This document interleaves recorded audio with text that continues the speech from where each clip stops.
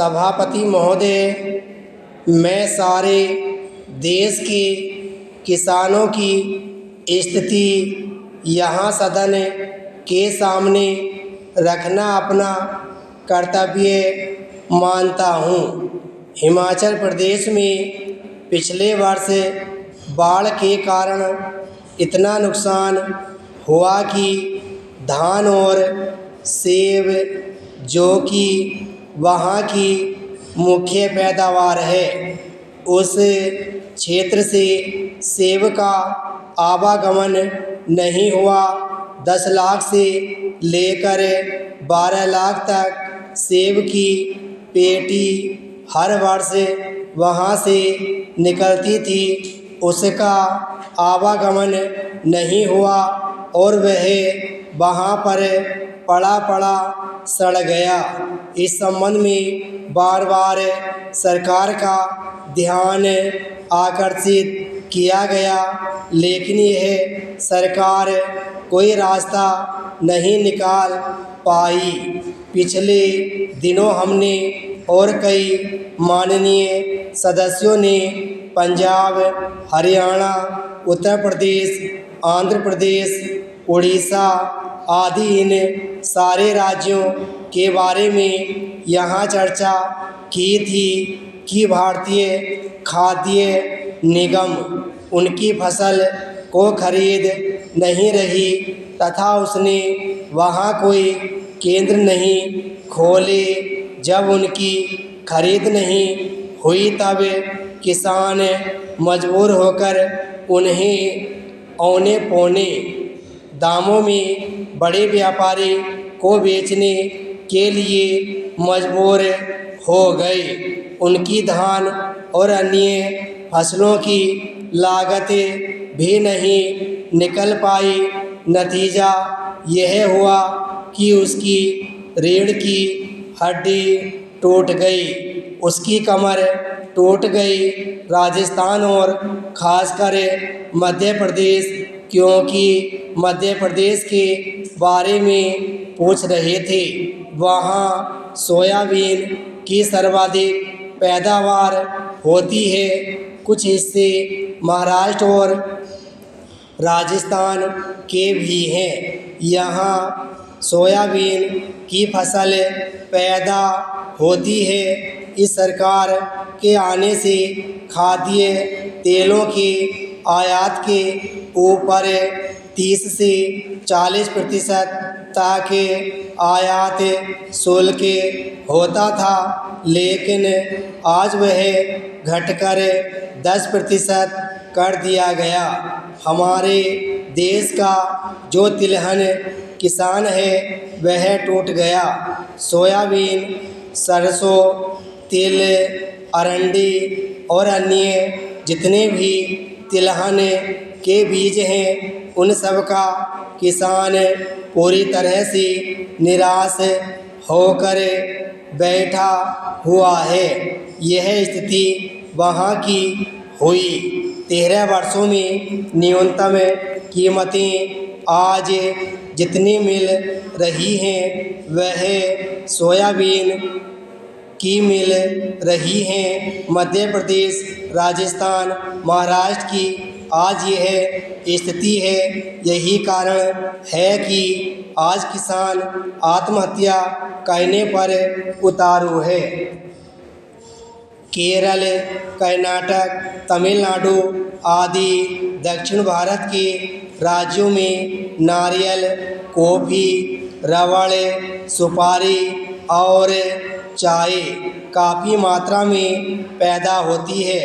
आयात शुल्क में भारी कमी होने की वजह से बाहर के देशों से सस्ते दामों पर फसल यहाँ आने लगी। उसका नतीजा यह हुआ कि नारियल और चाय से लेकर हर चीज़ की कीमत आज नीचे चली गई। आज दक्षिण भारत का किसान बिल्कुल सड़क पर आने की स्थिति में खड़ा हो गया है। विराम पैराची। महोदय, मेरा माननीय सदस्यों से कहना है कि शून्यकाल में जो विषय आप उठाते हैं उस विषय में केवल एक प्रश्न का समावेश होना चाहिए। यह नहीं होना चाहिए कि आप शून्यकाल में एक विषय से कई विषयों का जब समावेश करते हैं तो आपका वह विषय छूट भी जाता है। इसलिए मैं अनुरोध करूँगा कि जिस पर आपका ध्यान है, शून्यकाल के लिए जो विषय आपने दिया है उसी को उठाएं।